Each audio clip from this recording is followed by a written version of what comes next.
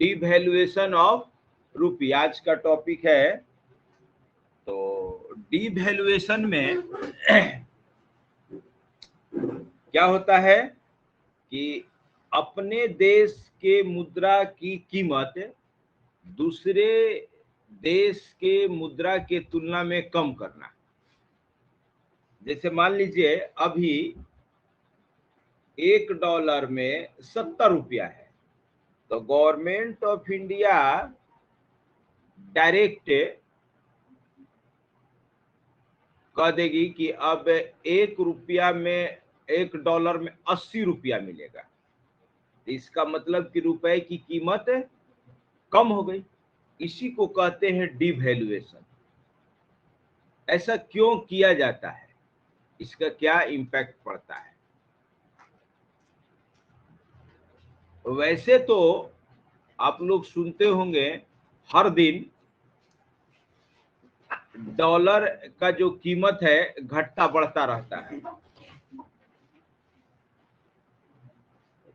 हर दिन डॉलर का कीमत घटता बढ़ता रहता है।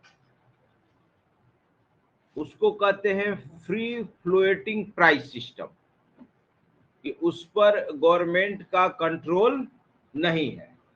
मार्केट तय करता है कि डॉलर की कीमत क्या होगी, लेकिन जब सरकार तय कर दे कि $1 में इतना रुपया, तो इसको कहते हैं फिक्स प्राइस सिस्टम। तो आइए देखते हैं डिवैल्यूएशन क्यों किया जाता है। डिवैल्यूएशन क्या है ये तो समझ गए। डिवैल्यूएशन किया क्यों जाता है, इसका अर्थव्यवस्था पर क्या प्रभाव पड़ता है, और डिवैल्यूएशन जो हेडिंग दिए हैं इससे ज्यादा बेहतर हेडिंग रहता उसके ऊपर जगह है तो लिखिए कन्वर्टेबिलिटी ऑफ रूपी, रुपए की परिवर्तनीयता। कन्वर्टेबिलिटी ऑफ रूपी, रुपए की परिवर्तनीयता।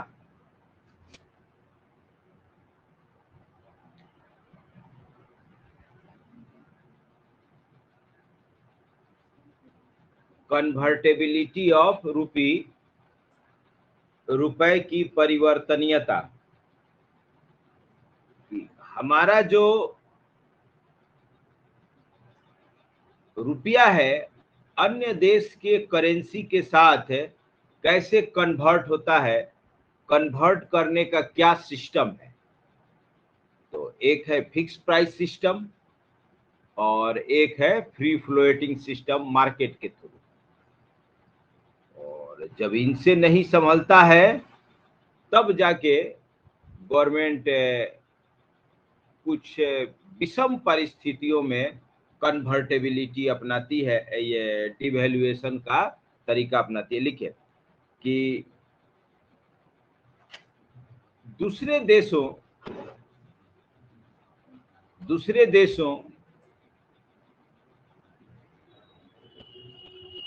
की मुद्रा, दूसरे देशों की मुद्रा के साथ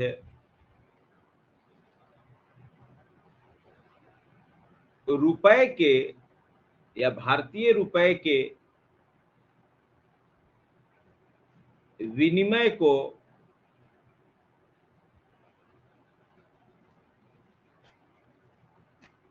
परिवर्तनीयता, कन्वर्टेबिलिटी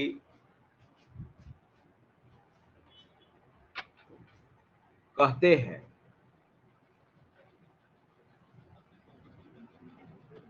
परिवर्तनीयता कहते हैं।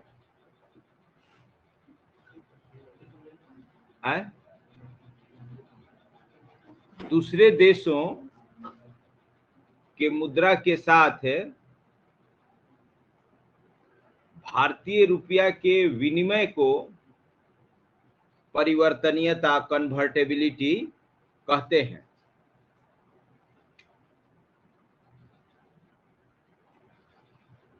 लिखिए भारतीय मुद्रा प्रणाली में समय समय पर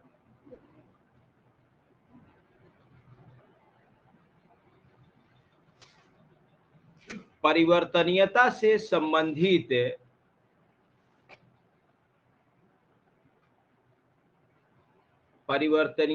संबंधित नियमों में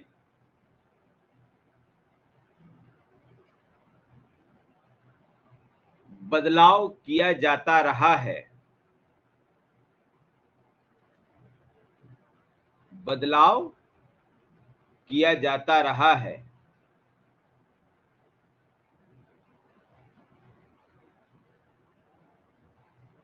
लिखिए, आरंभिक समय में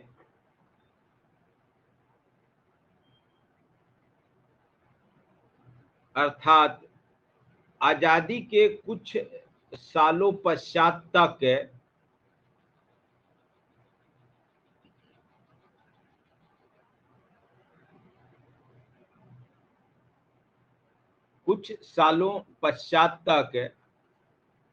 फिक्स्ड कन्वर्टेबिलिटी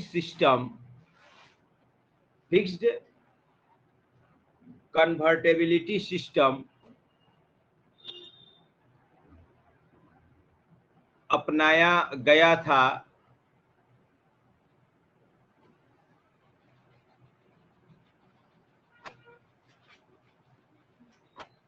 लिखिए, इस सिस्टम या इस प्रणाली में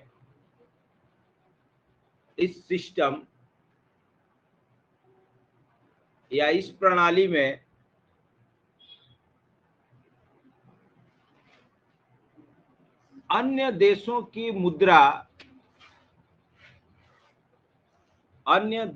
मुद्रा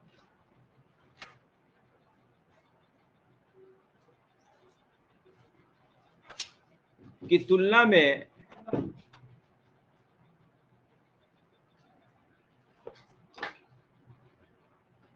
भारतीय रुपया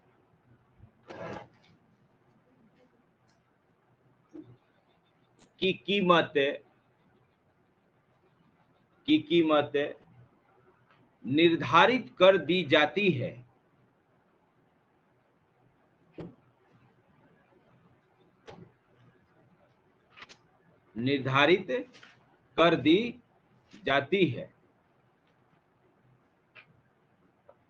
पैराग्राफ चेंज करके लिखिएगा।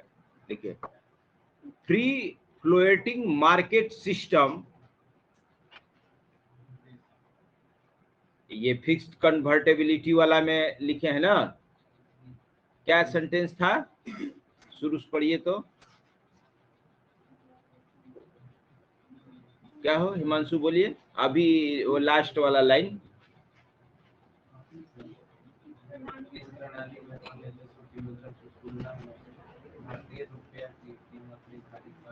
हाँ, और ये काम कौन करता है निर्धारित करने का? आरबीआई। ये काम कौन करता है? आप लोग शुरू में ही पढ़े थे कि रुपया के लेन देन से रिलेटेड जितना काम होगा कौन करेगा? आरबीआई। तो इसको कहते हैं फिक्स्ड कन्वर्टेबिलिटी। अब लिखिए free floating convertibility.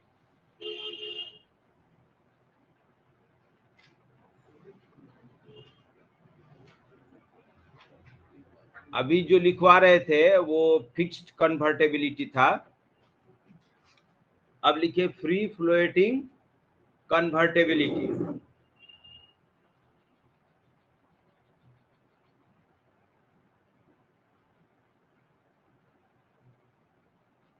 Free floating convertibility लिखिए, इस प्रणाली में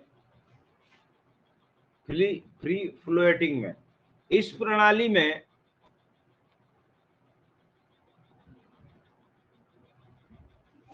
भारतीय रुपए की कीमत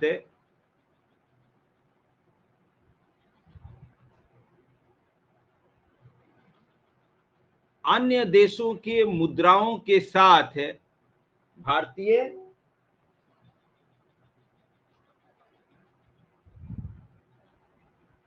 रुपए की कीमत अन्य देशों के मुद्राओं के साथ बाजार निर्धारित करता है।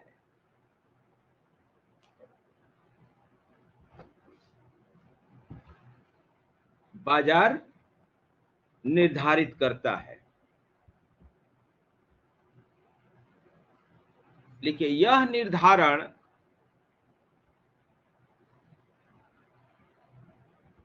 मांग एवं आपूर्ति पर निर्धारित होती है।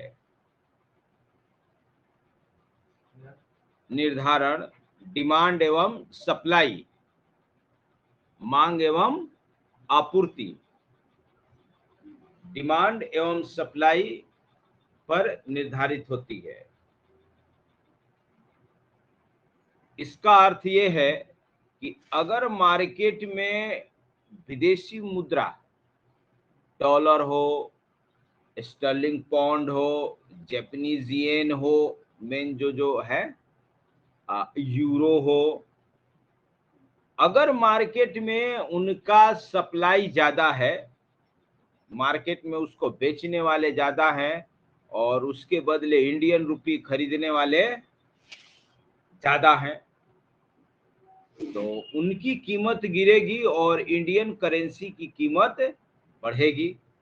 और इसके उल्टा यदि मार्केट में इंडियन करेंसी बेचने वाला ज्यादा हो और उसको नहीं, हाँ, बेचने वाला ज्यादा हो और उसको खरीदने वाला ज्यादा हो,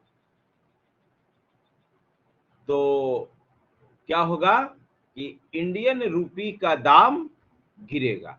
इसको कहते हैं फ्री फ्लोटिंग। जब फ्री फ्लोटिंग सिस्टम में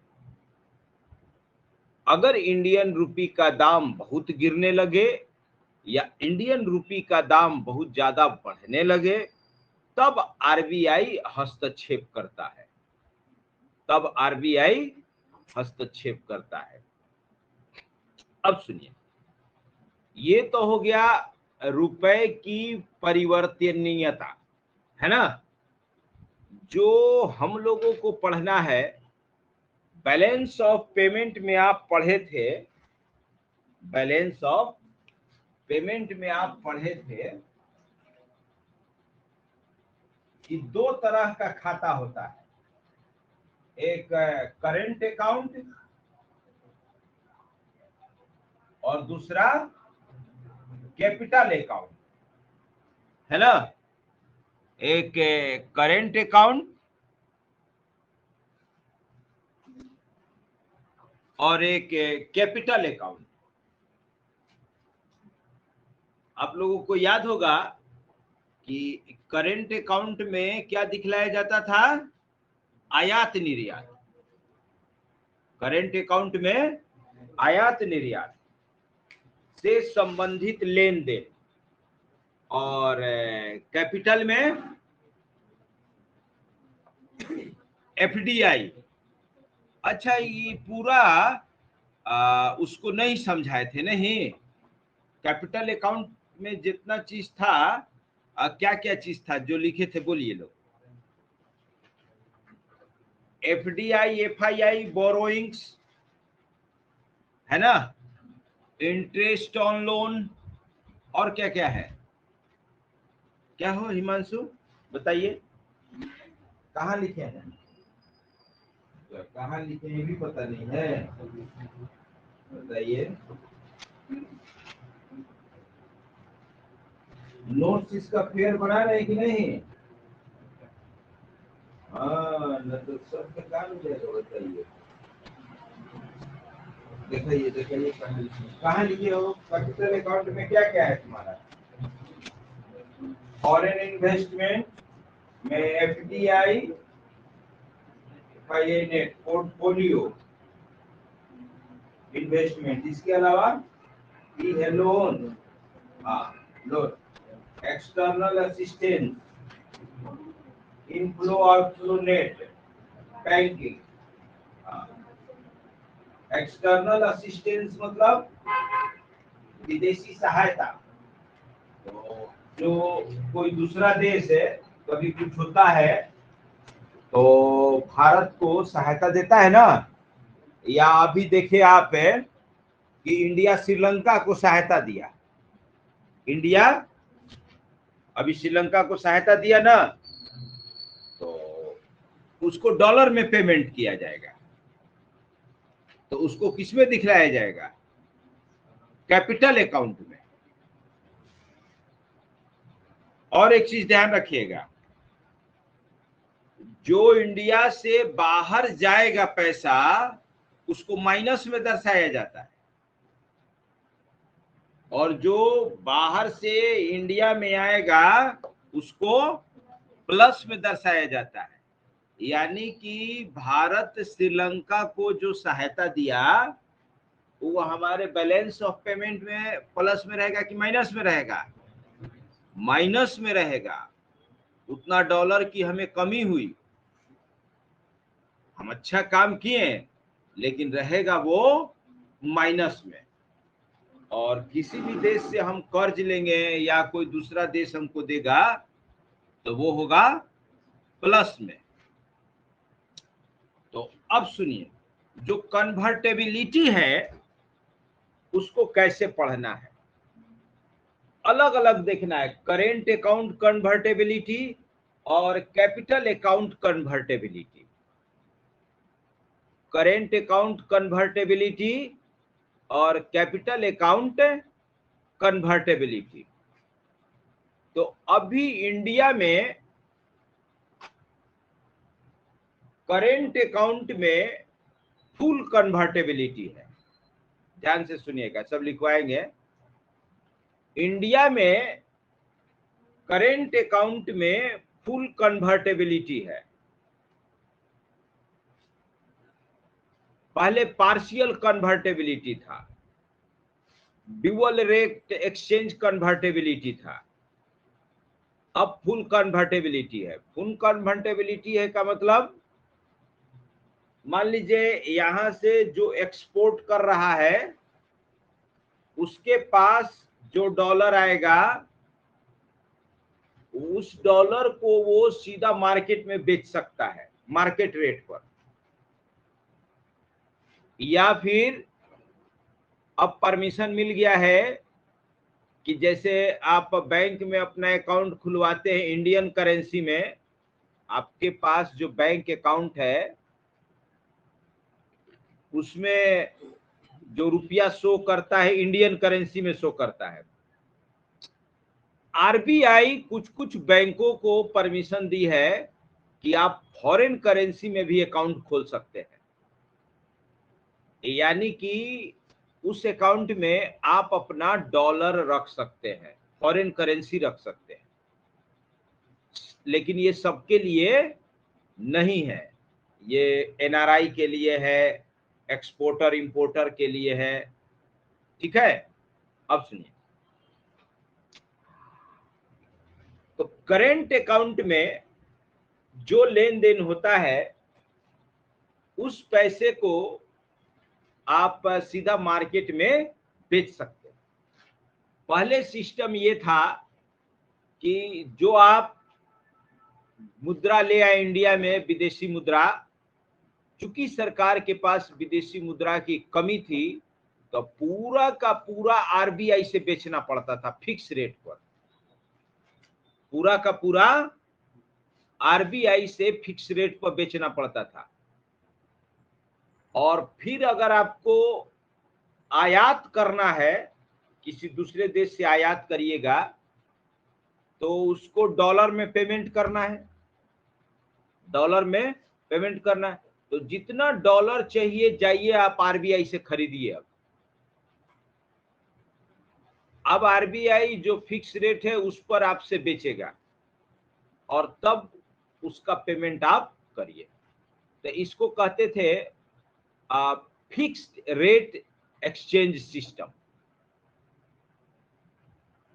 अब हो गया है फ्री फ्लोटिंग फुल कन्वर्टेबिलिटी। अब सुनिए, कैपिटल अकाउंट में फुल कन्वर्टेबिलिटी नहीं है अभी भी। कैपिटल अकाउंट में अभी भी फुल कन्वर्टेबिलिटी नहीं है। जो एफडीआई आता है, जो एफडीआई आता है,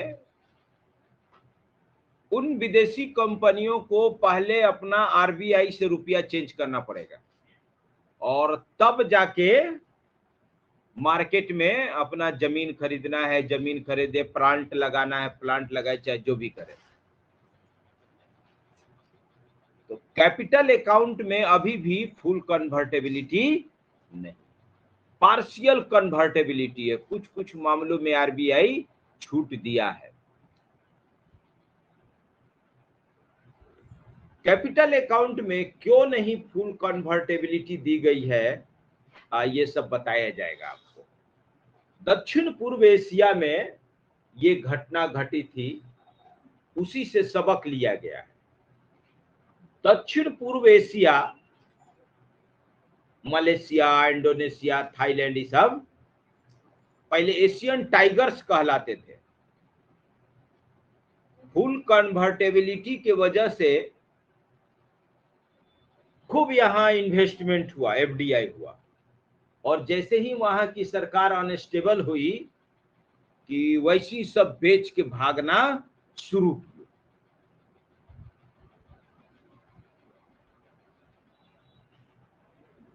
कुछ ही दिनों में दक्षिण पूर्व एशिया की अर्थव्यवस्था शिखर से शून्य पर चला आया। तो इंडिया को इस चीज का अंदाजा था, इसीलिए इंडिया अभी भी कैपिटल अकाउंट में फुल कन्वर्टेबिलिटी नहीं दिया। कि ऐसा नहीं कि एफडीआई वाला आया, फैक्ट्री लगाया, अब जिसे कैसे अभी बहुत सारे सुन रहे होंगे कि बहुत सारी कार कंपनियां इंडिया छोड़ रही है। नहीं, जनरल मोटर्स छोड़ दिया, कई वो 5-7 फॉरेन जो कंपनियां थी इंडिया में अपना उत्पादन बंद कर दिया। तो अगर फुल कन्वर्टेबिलिटी रहता, तुरंत अपना वो बेचता जमीन और कारखाना, और डॉलर को मार्केट में बेचता, रुपया को, और पैसा लेके चला जाता।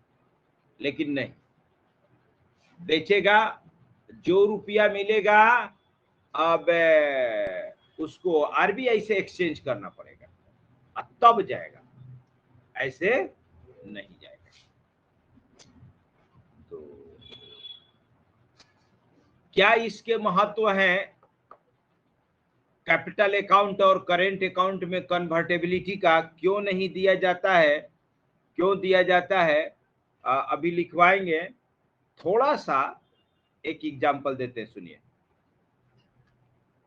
करेंट अकाउंट में फुल कन्वर्टेबिलिटी से आयातक निर्यातक को फायदा होता है। कैसे होता है देखिए, मान लीजिए आरबीआई का जो फिक्स्ड रेट है, अभी मार्केट रेट कितना चल रहा है? 77 रुपया है शायद $1 में है। अभी 76 रुपया है, 76-77 के आसपास है। देखिए तो 76 पॉइंट कुछ है। चलिए मान लीजिए अभी मार्केट रेट है 76.5, लेकिन आरबीआई का जो रेट होगा फिक्स किया होगा वो 76 से कम होगा। देखिए तो कितना है, 73-74 होगा। आरबीआई वाला कम रहता है मार्केट से। चेक करिए कितना है।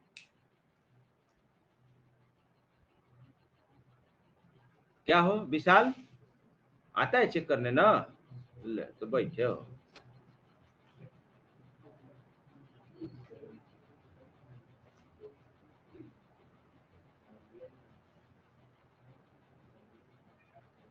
मार्केट वाला अलग होगा, आरबीआई वाला अलग होगा। आरबीआई जो फिक्स किया है,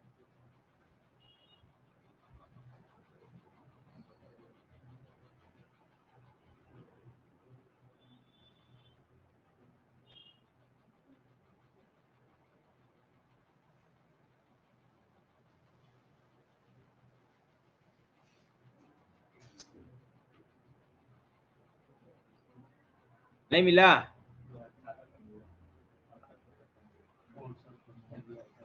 18 का 68 रुपया, तो बहुत ज्यादा गैप हो जाएगा नहीं। 18 4 साल हो गया। अभी देखिए नया, देखिए नया नहीं दिखा रहा है। ओरी ओरी ओरी, 1 मिनट हमारे यहाँ देखिए, मान लीजिए अभी मार्केट रेट कितना है, 76, और आरबीआई वाला जो फिक्स किया गया है कितना है, 74। हाँ, ज्यादा अंतर नहीं रहता है, 1 रुपए का ही अंतर रहता है। तो मान लीजिए अभी 2.5 रुपए का अंतर है। अगर कोई मान लीजिए एक्सपोर्टर है, एक्सपोर्टर है, माल बेचा तो उसको फॉरेन करेंसी मिलेगा, डॉलर मिलेगा। अब अगर फिक्स्ड रेट सिस्टम रहेगा, उसको आरबीआई से बेचना पड़ेगा, तो उसको पर डॉलर कितना मिलेगा, 74। और फुल कन्वर्टेबिलिटी है, उसको पूरा का पूरा मार्केट में बेच सकता है, तो उसको कितना मिलेगा, 2.5 रुपए का फायदा हुआ कि नहीं। और यहाँ 2.5 रुपए का मतलब बहुत होता है, क्योंकि सब ट्रांजैक्शन एक्सपोर्टर इंपोर्टर का है, करोड़ों में होता है, 100 200 500 में नहीं, करोड़ों में होता है। तो इससे क्या होता है कि एक्सपोर्टर को फायदा होता है, एक्सपोर्टर को फायदा होता है। अब जिसे इंपोर्टर है, आयातक है, अब उसको कहीं से आयात करना है, तो उसको डॉलर में पेमेंट करना है, डॉलर में पेमेंट करना है। अब फिक्स्ड रेट सिस्टम रहेगा, तो अब उसको खरीदने जाना पड़ेगा आरबीआई के पास, खरीदने जाना पड़ेगा आरबीआई के पास, तब तो सस्ता पड़ेगा उसको। लेकिन आरबीआई ऐसी नहीं दे देता है, आप रियल में है कि नहीं है, पूरा आपका बही खाता चेक होगा। पहले अप्लाई करना पड़ता है कि हमको इतना विदेशी मुद्रा चाहिए, क्योंकि 100 200 हजार का बात नहीं ना है, यह तक करोड़ों करोड़ों में होता है। आरबीआई देखता है कि मेरे पास उतना पैसा है कि नहीं, देंगे तो मेरे बैलेंस पर कोई मैंने साइड इफेक्ट नहीं ना होगा। और आप लोग जानते हैं कि जितने भी बिजनेसमैन हैं, सब 3 5 करते हैं, करते कुछ और है, शो करते कुछ और है, ट्रांजैक्शन पूरा नहीं दिखलाते हैं। तो वो क्या करेगा, वो क्या करेगा, अब मान लीजिए तुरंत पेमेंट करना है और आरबीआई के पास गया, आरबीआई से फर्स्ट टाइम है, 10 15 दिन ले लेगा आरबीआई, और उसको आज पेमेंट करना है। तो जो फुल कन्वर्टेबिलिटी है, फ्री फ्लोटिंग है, तब उसको सोचना नहीं है, अपना गया मार्केट में और जितना चाहे उतना डॉलर खरीद लिया, जो बाजार भाव चल रहा है। तो उससे भी एक्सपोर्टर भी रिलैक्स और इंपोर्टर भी रिलैक्स। तो इससे क्या होगा कि हमारी आयात निर्यात तेजी से वृद्धि करेगी, ग्रो करेगी। और अगर इसको हम ज्यादा कंट्रोल में करेंगे, तो हमारा आयात निर्यात हैम्पर होगा, आयात निर्यात हैम्पर होगा। तो अर्थव्यवस्था में मशीनरी का जितना ज्यादा हस्तक्षेप होगा, जितना रेगुलेशन टाइट करेगा, अर्थव्यवस्था उतना ही सिकुड़ेगा, फैलेगा नहीं। इसीलिए जो विकसित देश है, कैपिटलिस्ट कंट्री हैं, वहां गवर्नमेंट का मिनिमम इंटरफियरेंस होता है अर्थशास्त्र में, कम से कम हस्तक्षेप। आइए चलिए, तो ये सब तो परिवर्तनीयता से संबंधित है, बेसिक कॉन्सेप्ट थे। लिखिए अब क्या लिखवाए थे। आए? हाँ, पैराग्राफ चेंज करके लिखिए। लिखिए कि रुपए की परिवर्तनीयता, लिखिए रुपए की परिवर्तनीयता के दो पहलू हैं।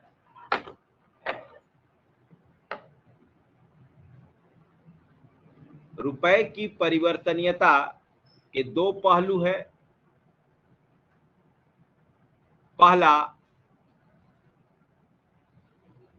पहला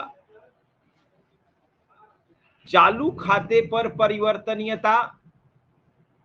पहला चालू खाते पर परिवर्तनीयता, कन्वर्टेबिलिटी ऑन करेंट अकाउंट।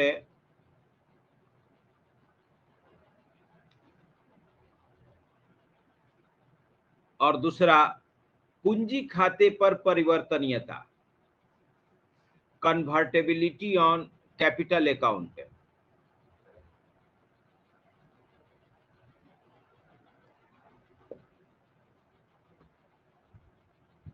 नीचे से लिखिएगा। लिखिए भारत में चालू खाते पर परिवर्तनीयता लागू कर दी गई है।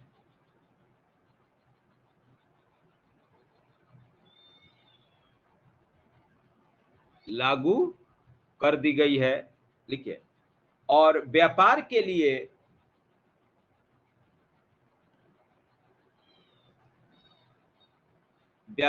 लिए विदेशी मुद्रा, व्यापार के लिए विदेशी मुद्रा अब मुक्त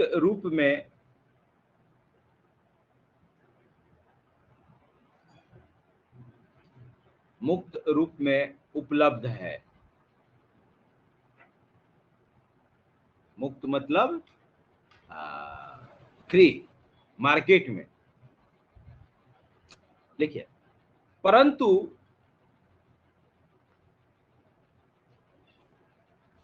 पूंजी खाते पर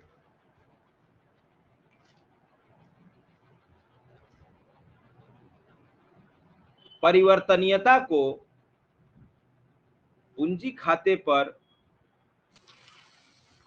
परिवर्तनीयता को सरकार ने अभी अपने नियंत्रण में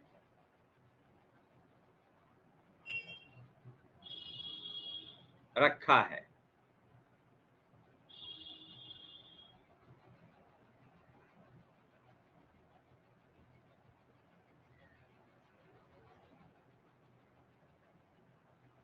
देखिए या दूसरे शब्दों में कह सकते हैं कि,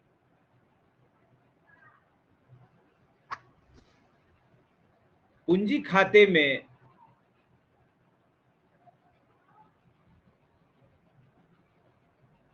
आंशिक परिवर्तनीयता है।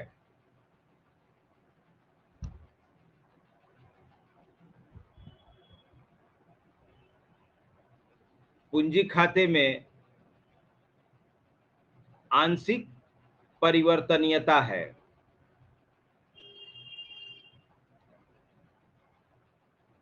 लिखिए आंशिक परिवर्तनीयता मतलब जो पूंजी खाते के आइटम्स हैं, पूंजी खाते के आइटम्स हैं, पूंजी खाते में जो लेन देन होता है, कुछ फ्री फ्लोटिंग है लेकिन कुछ को कंट्रोल में रखा गया है। कौन कौन सा फ्री फ्लोटिंग है? बजट जब आप लोग अब देखिएगा, या बजट नहीं है, व्यापार नीति, तो उसमें बताएगा कि क्या क्या है। समय समय पर आरबीआई भी अपना पॉलिसी जारी करते रहता है कि क्या क्या, हालांकि ये जनरली गवर्नमेंट द्वारा ही तय किया जाता है, गवर्नमेंट द्वारा तय किया जाता है, और आरबीआई का काम है इसको इम्प्लीमेंट करना, देखना। आरबीआई नहीं तय करता है कि किस में छूट दिया जाए, किस में छूट नहीं दिया जाए। गवर्नमेंट तय करने से पहले भले आरबीआई से अपना परामर्श करती है।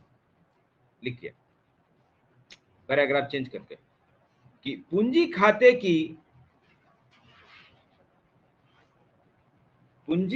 की परिवर्तनीयता से पूंजी खाते की परिवर्तनीयता से एक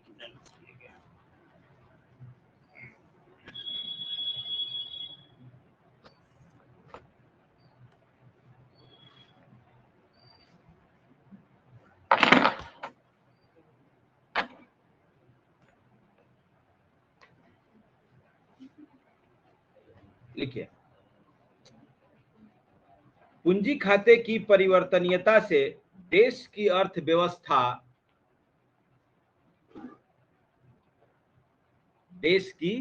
अर्थव्यवस्था अंतर्राष्ट्रीय अर्थव्यवस्था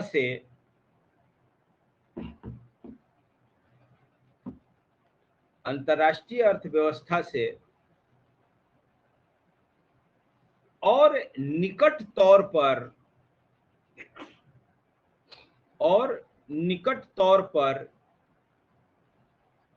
जुड़ जाती है।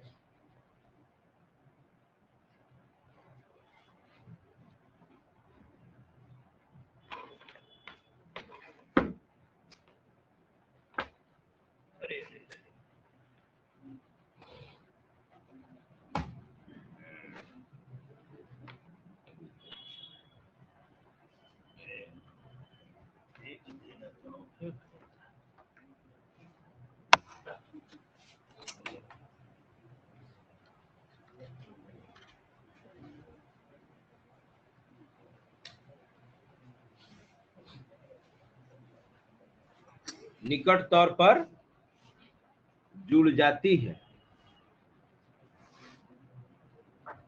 लिखिए, इससे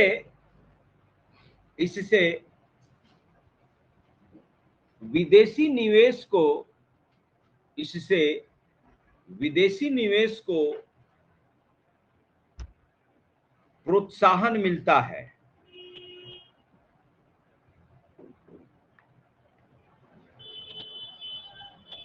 तथा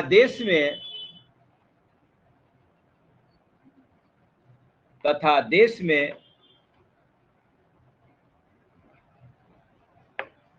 पूंजी का उपयोग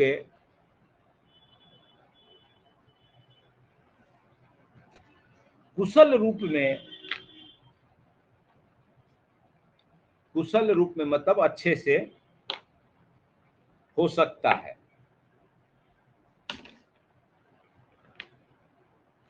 लिखिए, लेकिन पूंजी खाते की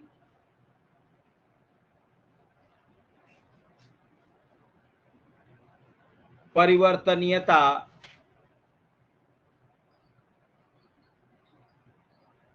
कई प्रकार की समस्याएं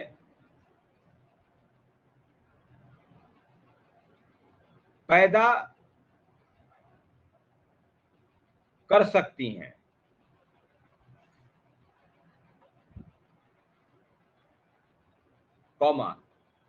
विशेषकर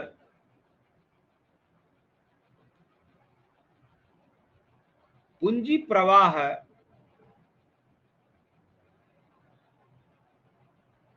की गति बहुत तेज हो सकती है,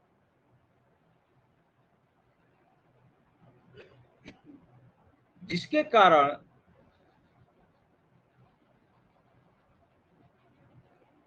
आर्थिक अस्थिरता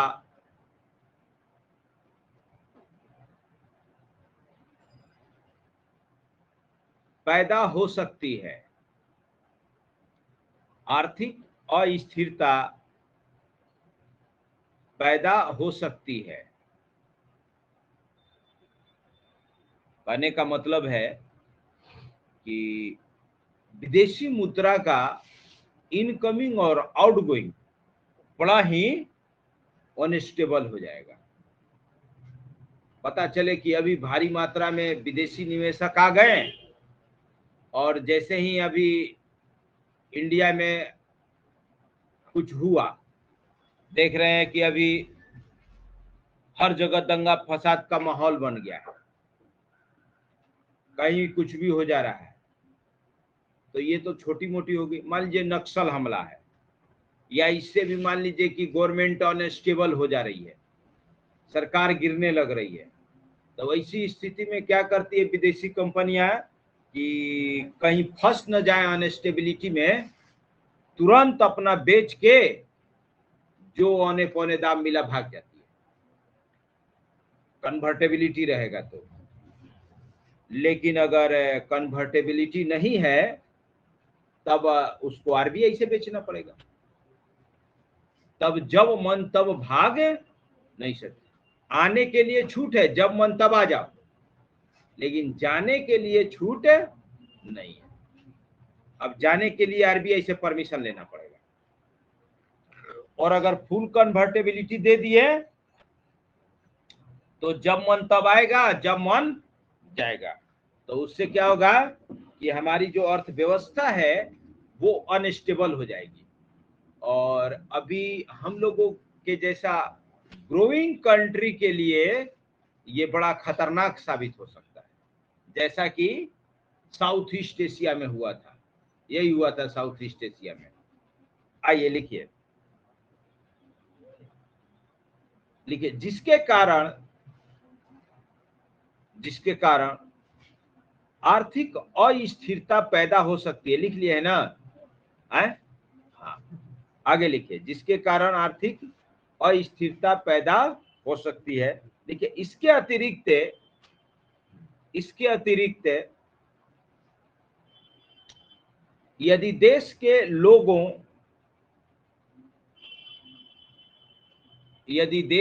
लोगों व संस्थाओं को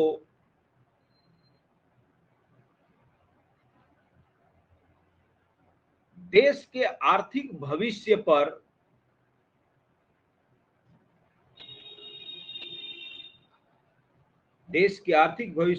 विश्वास कम हो जाता है। हाँ,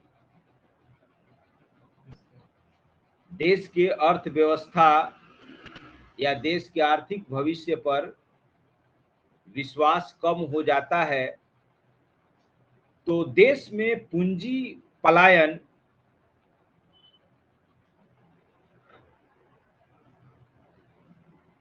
की समस्या उत्पन्न हो सकती है।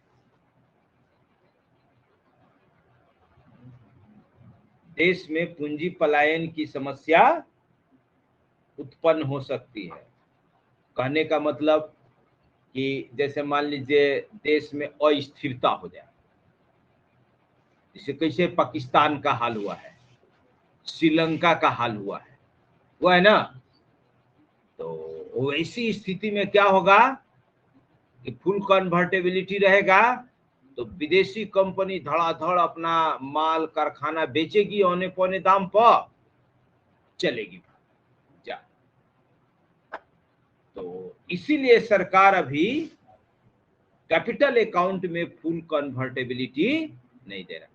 और विदेशी कंपनी तो भागेगी ही भागेगी, यहां के उद्योगपति भी भाग जाएंगे, यहां के उद्योगपति भी भाग जाएंगे। आइए लिखिए,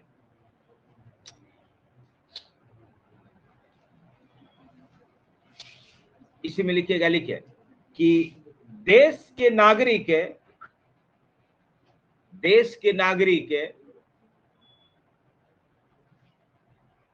भारतीय बैंकों के स्थान पर देश के नागरिक भारतीय बैंकों के स्थान पर विदेशी बैंकों में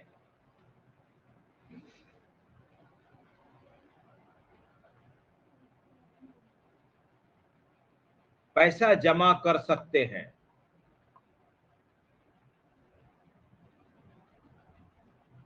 जिससे बैंकों और वित्तीय संस्थाओं पर भी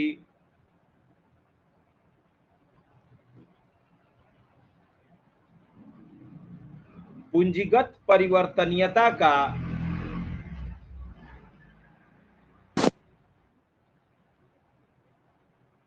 प्रतिकूल असर पड़ सकता है। पूंजीगत परिवर्तनीयता का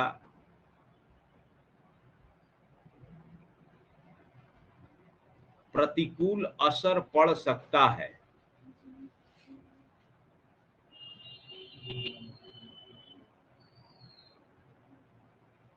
ठीक है।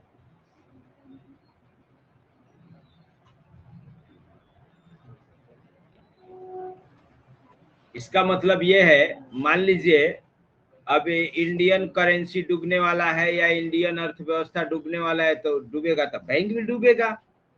तो क्या करेगा लोग, सब इंडियन बैंक से पैसा निकाल निकाल के फॉरेन बैंक में जमा करना शुरू कर देगा। हमारे भारत में भी बहुत सारे विदेशी बैंकों का ब्रांच खुला हुआ है।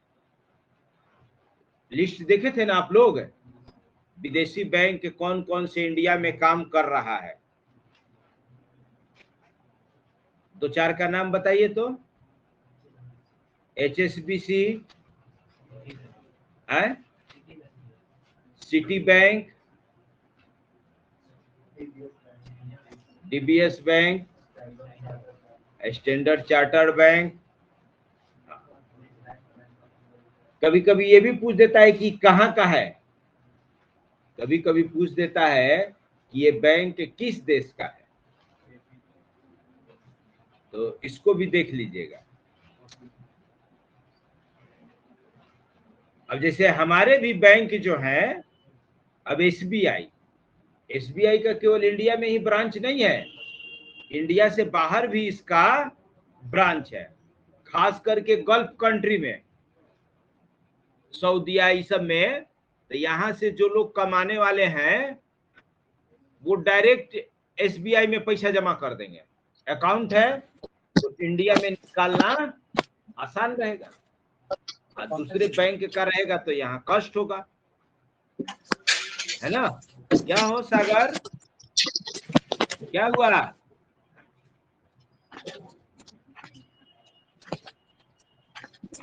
चलिए, कुछ कह रहे हो? आवाज नहीं आ रही है, आवाज बंद है क्या? ना, आवाज तो खुला है।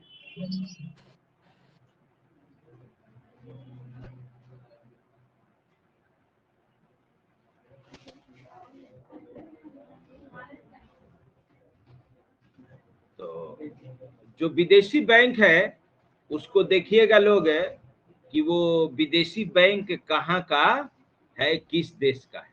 ठीक है, एक मिनट जरा सा, हमारा 90-91 इंडिया के लिए बहुत खराब समय था। इंडिया के पास अब आयात करने के लिए कुछ डॉलर नहीं बचा था, एक आध 2 दिन का भी विदेशी मुद्रा था ही नहीं। क्यों? क्योंकि इंडिया का एक्सपोर्ट था बहुत कम, और देखे हैं हम लोग करेंट अकाउंट और कैपिटल अकाउंट, और अभी भी देख रहे हैं हम लोगों का कि करेंट अकाउंट अभी भी माइनस में है। देखे थे ना, शुरू से लेके अभी तक करेंट अकाउंट माइनस में है। तो जो करेंट अकाउंट माइनस में है उसका भरपाई कैपिटल अकाउंट से होता है, FDI और ये सब बोरोइंग से। तो कितना बोरोइंग करिएगा, कितना कर्जा लीजिएगा, कोई कितना देगा? तब कहां से विदेशी मुद्रा आएगा भाई? एफडीआई से। विदेशी कंपनियां आएंगी इंडिया में, अपना कारखाना लगाएंगी तो अपने साथ विदेशी मुद्रा लाएंगी। वो विदेशी मुद्रा ला के आरबीआई को देगा, आरबीआई से इंडियन रूपी लेगा, उस रूपी से अपना काम कराएगा, लेबर को पेमेंट करेगा, जमीन खरीदेगा, इलेक्ट्रिसिटी बिल पे करेगा, सब करेगा। तो विदेशी मुद्रा तो इंडिया में आया। 91 से पहले एफडीआई पर इतना रेस्ट्रिक्शन था, एफडीआई पर इतना रेस्ट्रिक्शन था, इतना मनी कानून था कि कोई भी विदेशी कंपनी आना ही नहीं चाह रही थी इंडिया में। भाई कोई भी आ रहा है दुकान खोलने, कमाने ना आ रहा है कि इंडिया का भलाई करने आ रहा है। इंडिया का भलाई करेगा तो फिर बिजनेस चलेगा। अब मान लीजिए कितनों दयालु है, समोसा का दुकान धर्मशाला रोड में खोला है, दिन भर में 50 को भिखमंगा गुजरे, कसबन को एक को देगा? पता चलेगा कि दिन भर का नफा चला गया भिखमंगा में, है कि नहीं? कितना भी बड़ा बिजनेसमैन है, एक ठो को न दे देगा, दिन भर में एगो भिखमंगा आया तो दे दिया। अब लाइन से हर 10 मिनट पे एक भिखमंगे आते जाए, तो ऐसी करके पता चलेगा कि उसका पूंजी चल गया भिखमंगा में। तो उसी तरह से विदेशी कंपनियां हैं, वो भी आज एक यूनिट से 10 यूनिट कैसे खोल रहा है, मुनाफा कमा के। हाँ, कुछ ज्यादा ही मुनाफा कमा लेता है कभी कभी। अभी स्टील का दाम बढ़ा, ये बढ़ा, वो बढ़ा बढ़ा ना। अब देखो सेल का रिजल्ट आया है, क्वार्टरली रिजल्ट, 6000 करोड़ का मुनाफा कमाया। सब इधर स्टील का दाम बढ़ाया है, रॉड का दाम अपने पूरा का था 40-48% उसके इनकम में ग्रोथ हुआ। तो अब यहां सरकार को हस्तक्षेप करना पड़ता है कि भाई मिल के, पिछले दिन किया था, सीमेंट कंपनी बढ़ाया था, उसको कहा जाता है कार्टेल सिस्टम। तो सब मिल के सीमेंट वाला, जिसे कैसे बाजार में सब सब्जी वाला, हाँ चलो नेनुआ कैसे बिकाएगा, सब 10 रुपए बेचो, कोई 10 रुपया से कम पर नहीं बेचेगा। तो वैसी सीमेंट कंपनियां मिल गई थी कि सब अपना अपना दाम बढ़ाओ, तो सब बढ़ा दिया। तो किसी का कम रहेगा तब ना पब्लिक उसको ज्यादा खरीदेगा, अब सब बढ़ा दिया। तो जब सब बढ़ाएगा तो कोई भी सस्ता नहीं रहेगा, तो ये नहीं कि एक तरफा कोई पब्लिक भागेगा। तो इसीलिए जब बढ़ाता है ना सब मिलजुल के, तो इस पर गवर्नमेंट ध्यान रखती है। तो अभी सब है कि रॉ मटेरियल महंगा हो गया, डीजल महंगा हो गया, ये महंगा हो गया कह के सबका दाम बढ़ा दिया, सबका दाम बढ़ा दिया। चलिए लिखिए, थोड़ा एक आध लाइन लिख लीजिए। रुपए की आंशिक परिवर्तनीयता, पार्शियल कन्वर्टेबिलिटी ऑफ रुपी, लिखिए। तो 91 वाली घटना बताएं कि 91 में अपना ऐसा हुआ था, तब जाके गवर्नमेंट ऑफ इंडिया उदारीकरण अपनाया और कुछ कुछ छूट देना शुरू किया। लिखिए, विदेशी विनिमय संकट, फॉरेन एक्सचेंज क्राइसिस, विदेशी विनिमय संकट, फॉरेन एक्सचेंज क्राइसिस को दूर करने के उद्देश्य से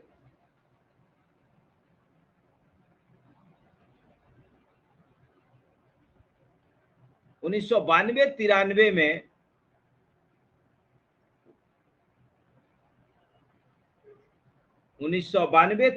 में उदारीकृत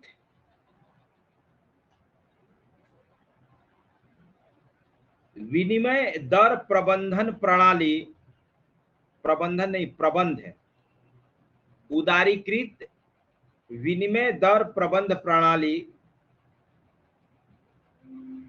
उदारीकृत विनिमय दर प्रबंध प्रणाली, लिखिए liberalised exchange rate mechanism system, short में इसको कहते हैं LERMS, liberalised exchange rate mechanism system. Exchange rate मतलब वो रेट जिस पर रुपए और डॉलर का अदला बदली होता है, की घोषणा की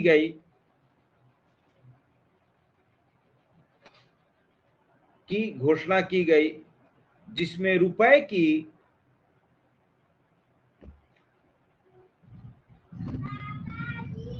आंशिक परिवर्तनीयता, रुपए की आंशिक परिवर्तनीयता की व्यवस्था थी।